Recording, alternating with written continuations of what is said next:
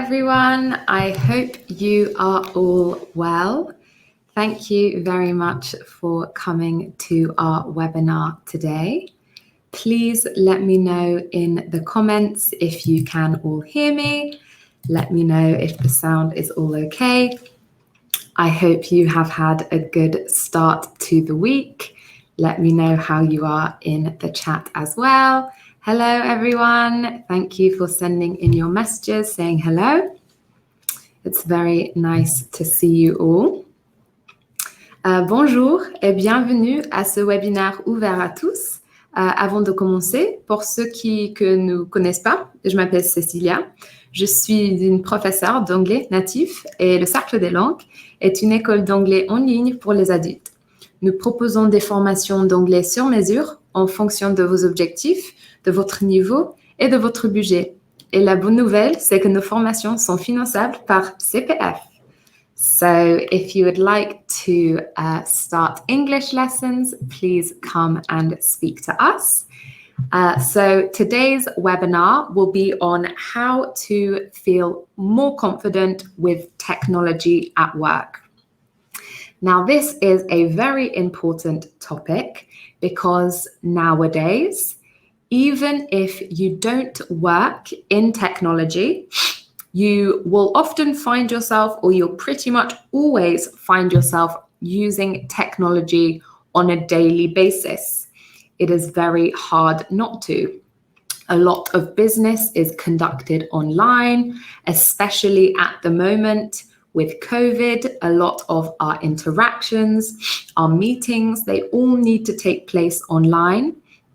But it can be difficult knowing how to use different technology, in particular in a new language, which is why today we are going to be helping you feel more confident using technology in English. Now, this is not going to be extremely technical, high-level technology that you might use if you were a developer or something like that. This is very everyday, basic technology that anyone might end up using at work. So today our webinar is going to be divided into 3 parts.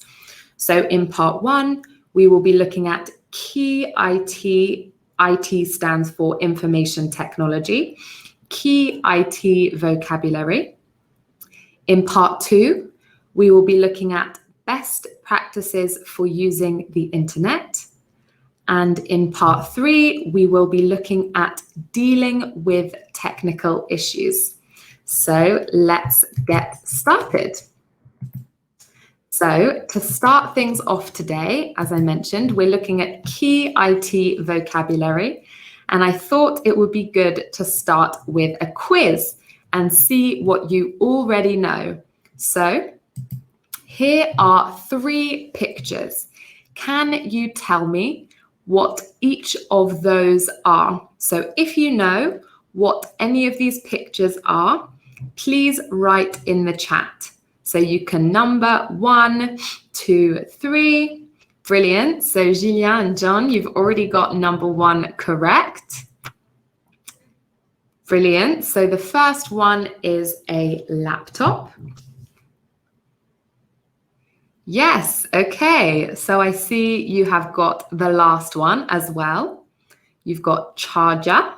So that is brilliant. And number 2, nice. So we have laptop, which is first. This is a portable computer, a computer you can carry around with you. Next, we have, does anyone know another word? So I see you've put computer, you've put PC. There's another word. If we say that a portable computer is a laptop, do we know what we call a non-portable computer? It sounds similar. Well done, Khadija. So that is correct. It is a desktop or a PC. So this is a big computer that usually will stay in one place. And obviously the word desk is what you work on. So a laptop goes on your lap. Your lap is like your knees. And then a desktop goes on a desk. But you can also call it a PC. And finally, we have a charger. So of course, you use that to give power to your device, to your computer. Brilliant. So now on to the next ones. Do we know what we call these items? So we can have a go at the first one first. Yes. Brilliant, Françoise. So I see you've all got number one, which is a mouse. Now for number two, very nice. Julien, you have got headphones. And do you have, does anyone else know another word for number two, particularly when it has a microphone included as well? If you need to record yourself speaking. So does anyone know another word that's not headphone for number two, for this one here?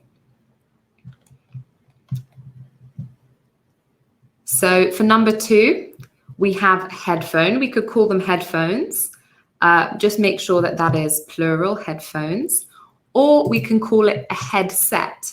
So this is when you have the headphones and then you also have a microphone. So maybe if you make a lot of calls during the day, you will need a headset. And finally, I see you all giving hard disk. So hard disk, we can call this a hard disk, but the more common is to call it a hard drive.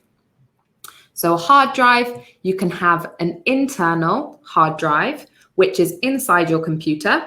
So when you buy a computer, there is already a hard drive in there, and that's where all of the information and data and memory is.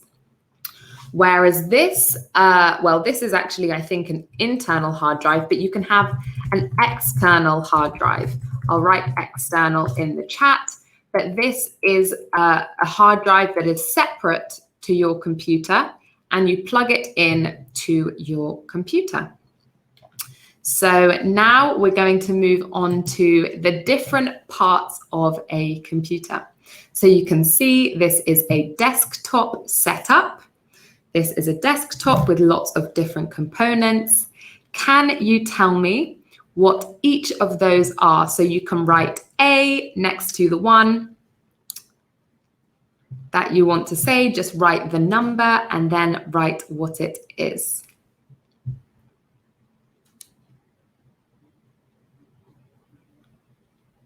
I'll just give you all a few minutes to write all the way from A down to E.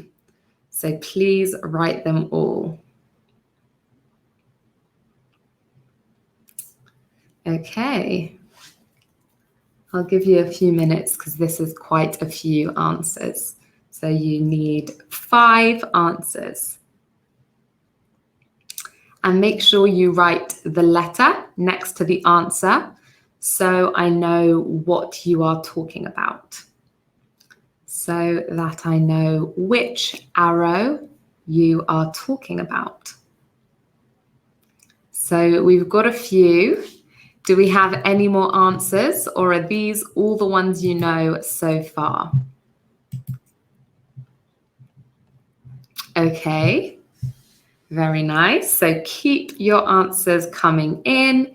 If there are any other items that you know the name of, please do write them down, and then we will have a look at the answers.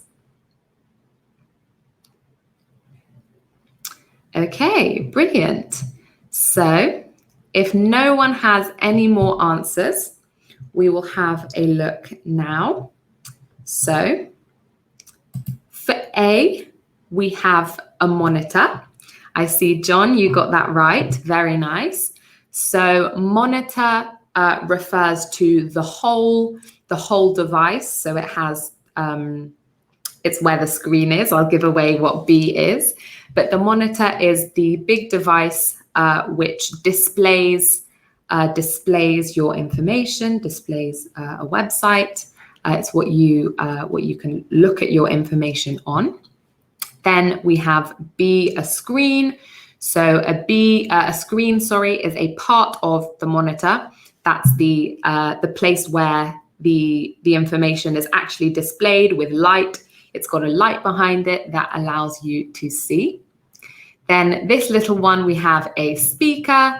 Obviously, not everyone needs a speaker at work, but a speaker allows you to play sounds out of your computer.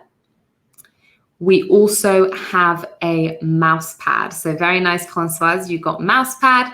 This is what we use to put our mouse on so that it works on a surface, because some surfaces do not work with mice. But we also call on a laptop, the mouse, that square, you can call that a mouse pad or a trackpad. And then finally, E, as Khadija put, we have a keyboard. So this is where you can type. You type all your letters and numbers on a keyboard, and each individual letter or number is called a key. So very well done. You got a lot of those. Now we are going to be moving on to talking about the internet. Now, the internet is a great place. It allows us to find out so much information, to keep lots of information online, but there are some things to be careful about when you are using the internet. So to start off with, we are going to look at some basic vocabulary relating to navigating a website. Now, a website is basically a page on the internet where there is lots of information. Now, many websites will have a home page. Now, this is the page that you arrive at when you click on a website in a search. So if you type something into Google, you have lots of different options come up, and when you click, you'll likely arrive at the home page. And from the home page, you can explore all the other parts of the website. Now we have a window. So when you are on your computer, you can choose to open a window, and this will be a box basically that displays on your screen where you can go on the internet, where you can open a website. And within a window, so inside a window, you can have lots of tabs. Now the tabs all come up side by side, and you can click between tabs, and each tab can display a different website. But you can also call, if you have a menu inside a website, you can call the different options of that menu tabs. So maybe that if you're on the website of a company, it might have an About Us tab, it might have a Meet the Team tab, and it's a way of organizing all the information on the website. We have a link. If you click on a link, this will take you to a particular website. So you can put a link on a website. That means when you click that link, you'll arrive at another website. And finally, we have bookmarks. So you can add a website to your bookmarks, and you can also use the word bookmark as a verb to bookmark a website. But your bookmarks are a saved list of websites that you want to be able to easily come back to later. Okay, so those are basic vocabulary for navigating a website. And now we will look at using the internet. So these are some different verbs for things you can do while using the internet. So first we have surf. Now surfing the internet just means going on the internet, basically. It means looking at lots of different things on the internet. And similarly, browse, if you are browsing on the internet, this means you're just having a look at different pages, different websites, Perhaps you are looking for some information in particular. It means you are looking on the internet. And similarly, we have search. So I am sure you are all familiar with the different search engines. I'll type in search engine in the chat. So these are things like Google, Yahoo, Bing. I'm not sure which one you choose. You can let me know in the chat what your preferred search engine is. Do you like to use Internet Explorer or Safari? There are lots of different search engines. And then once you are inside on a search engine, you can make a search. So to search is just to look up some information. Now, if you are on a page and you think that in the last few moments, the information on that page will have changed, you can refresh the page. Now, sometimes you also do this if a page isn't working. Then you can refresh, and this just means you are updating the version of the website or the page that you were on. So you will get the newest, most recent version. Now we have two verbs here, to upload and to download. So if you are uploading something, you are taking information that you have and putting it onto or into a new storage location and putting that data somewhere. And if you're downloading, you're taking data that exists somewhere and taking it for yourself. So perhaps you might upload a new picture onto your business profile on LinkedIn, maybe. You have a picture saved in your file on your computer, and you want to put it online on LinkedIn, so you will upload it.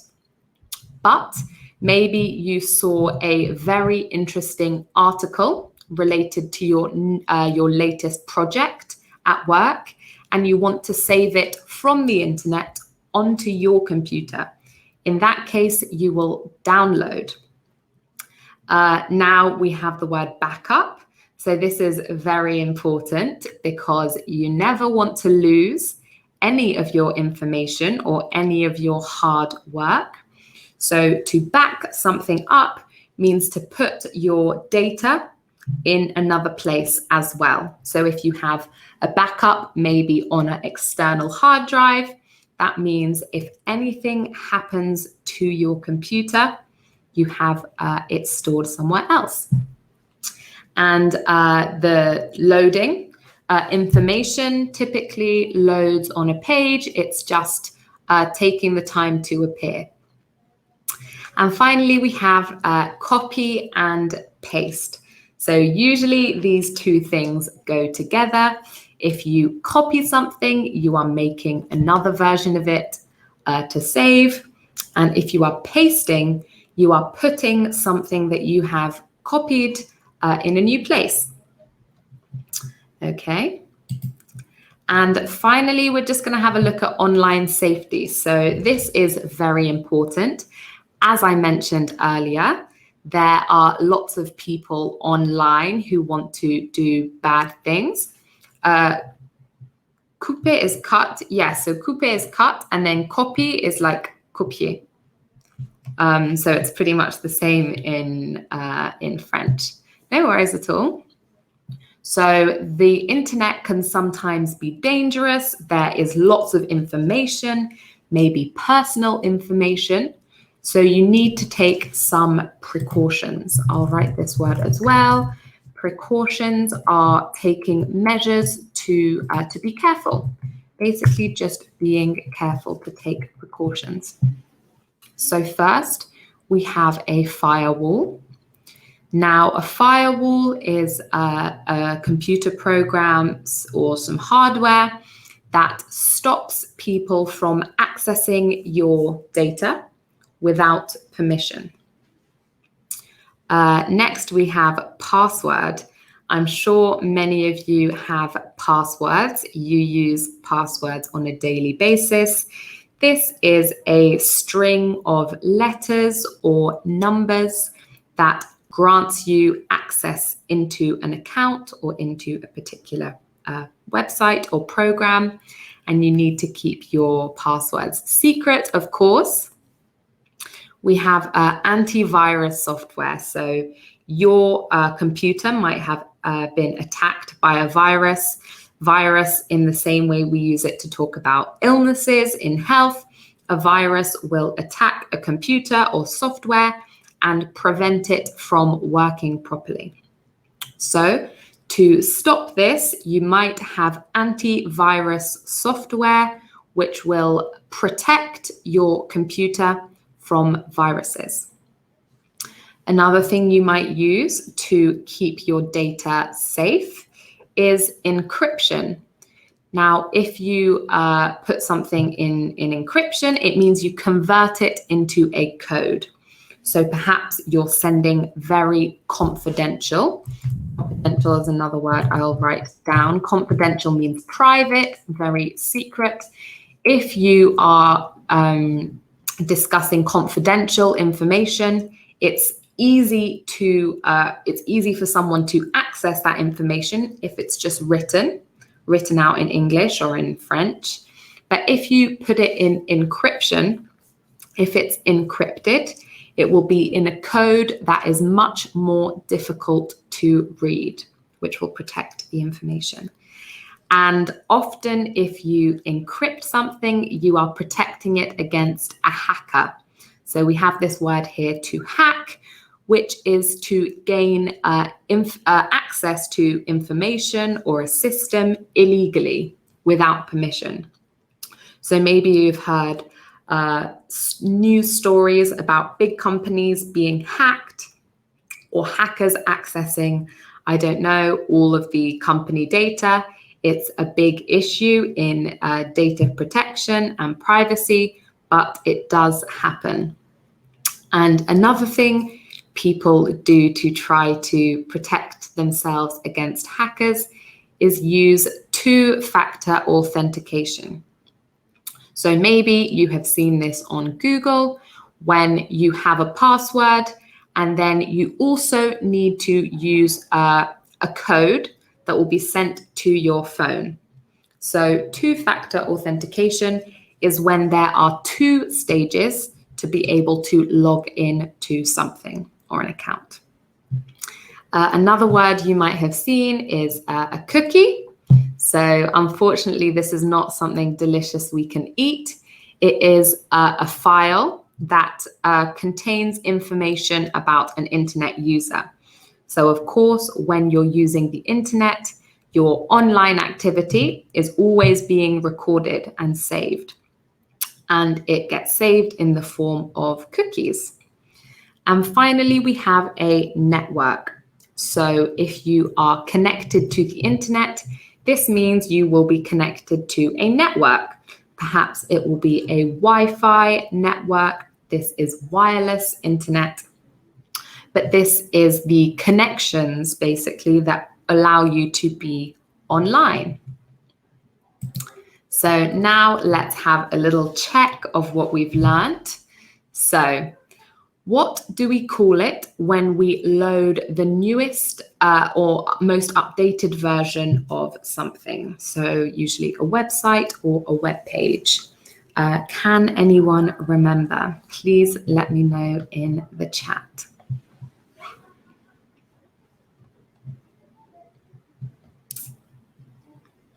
Okay, Khadija, upgrade is a good example because it can mean that, but we are not talking about an upgrade in this situation. It's slightly different. And Anna, it's not upload either. Think about when we're on a website. Brilliant, Julia, you have it. So it is to refresh.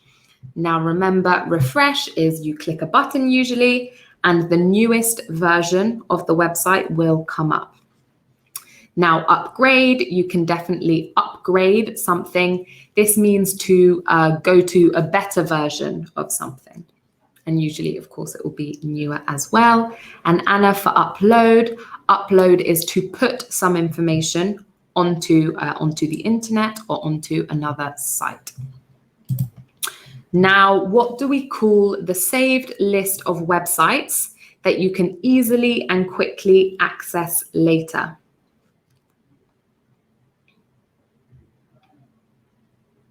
Who can remember this one?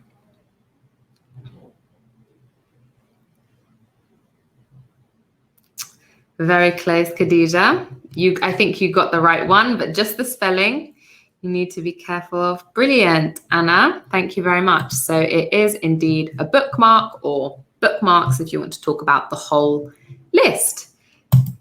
Brilliant. So now we will have a look at dealing with technical issues. So sometimes your computer might not be working properly. Something is not working, and then you're going to need to solve it. Of course, you want to be able to work, so you'll need to know how to deal with a technical issue. So first, we'll have a look at some possible issues. So we have something could possibly be broken. Now, in English, broken can mean both if it's physically broken. For instance, if your laptop dropped on the floor and broke into lots of pieces, we would say that it is broken. But we can also use broken if it just isn't working. So maybe you opened your laptop and nothing happened, none of the lights were working. That would also be broken. We also have cracked. Now, cracked is much more physical. This is when something's coming apart. A crack is a thin break in something. We have something can freeze, something can be frozen. Usually it'll be your screen, or maybe a particular program, a particular application will be frozen. You can say my Google Docs has frozen. If something's frozen, it's not moving, it's staying still, it's not reacting. If you press a button or if you move your mouse, it's not reacting at all. Now we have buffer. So this sometimes happens if you're maybe trying to stream something. And this is when the program or whatever you're streaming is taking time to load. And so this can mean that it stops a little bit and you might see a loading sign. We have crash. Now, if something crashes, it means it just stops working completely. We usually use the word crash to refer to software. So you would say a particular program crashed, a particular website crashed. You wouldn't, well, you could say like my computer crashed, and this just means it stops working. But it's not about physical damage. It's more about like a software damage. And finally, if there is a bug, this just means something is not working. It's very general, often used to talk about websites. You can say there was a bug and it wouldn't do this. So for instance, maybe you wanted to upload a picture and there was a bug, which meant that for a few days, no one could upload a picture. So talking about reporting a problem. Of course, if there's a problem, you will need to go and tell someone about it. So here are some phrases you can use to do that. So we have my is not working. So you could say my computer is not working. This is very general. It just means it is broken. It has stopped working. Next, we have we could say computer again, has given out on me. Now, to give out is an idiomatic phrase, and it means to stop working. It's given out. So the microphone has given out on me. It means the microphone has just completely stopped working. We have we could say my laptop is out of storage. Now, storage is the memory where you can save information and data. So if you are out of storage, this means there is no more storage left.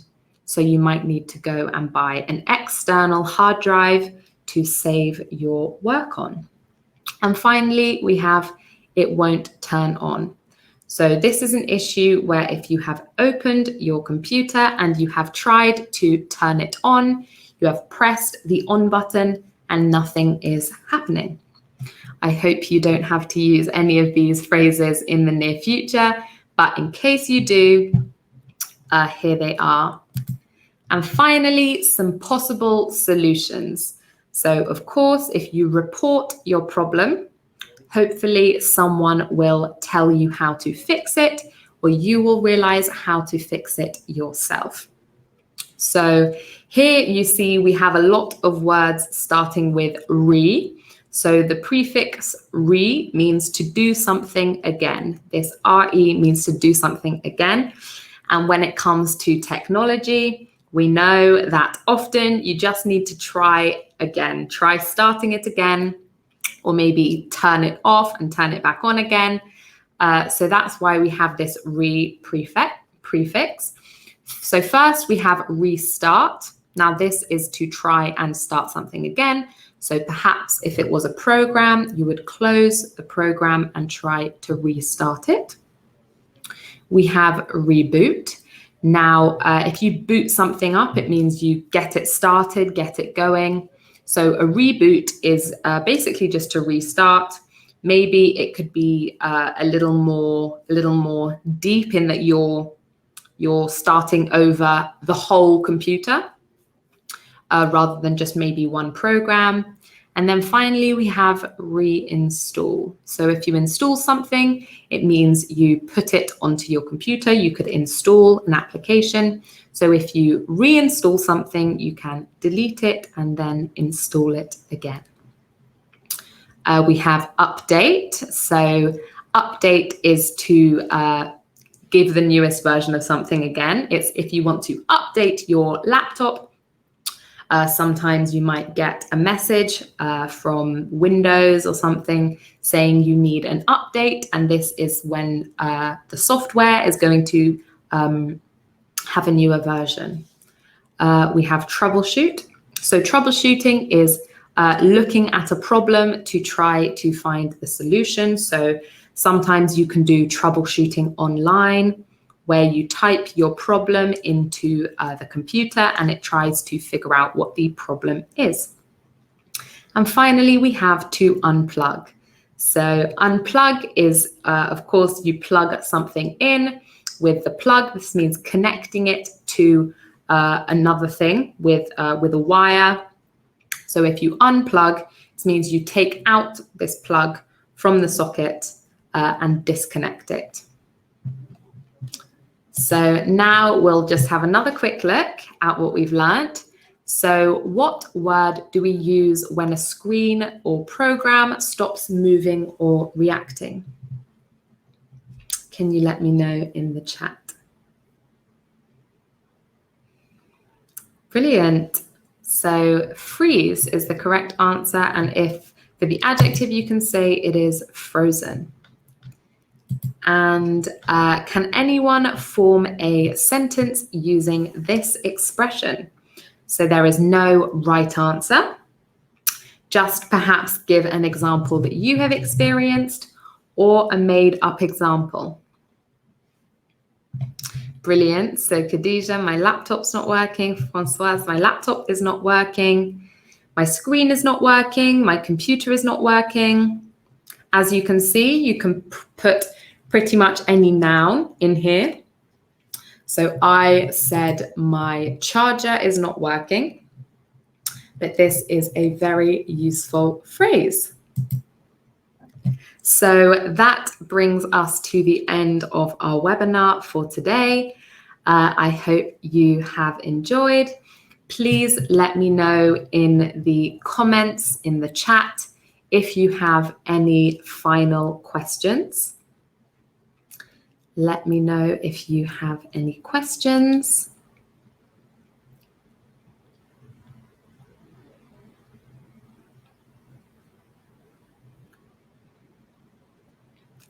You're very welcome. So do feel free to write a question if you have one. But si ce webinaire vous a plu et que vous souhaitez approfondir votre pratique de l'anglais, n'hésitez pas à faire une demande d'information sur notre site internet. Nous serons heureux de vous présenter nos formations en détail et même de vous proposer un test de niveau gratuit à l'oral avec un de nos professeurs. So thank you all for coming. And if you don't have any questions, that will be it. Thank you and bye-bye. I hope you have a lovely Fête Nationale tomorrow.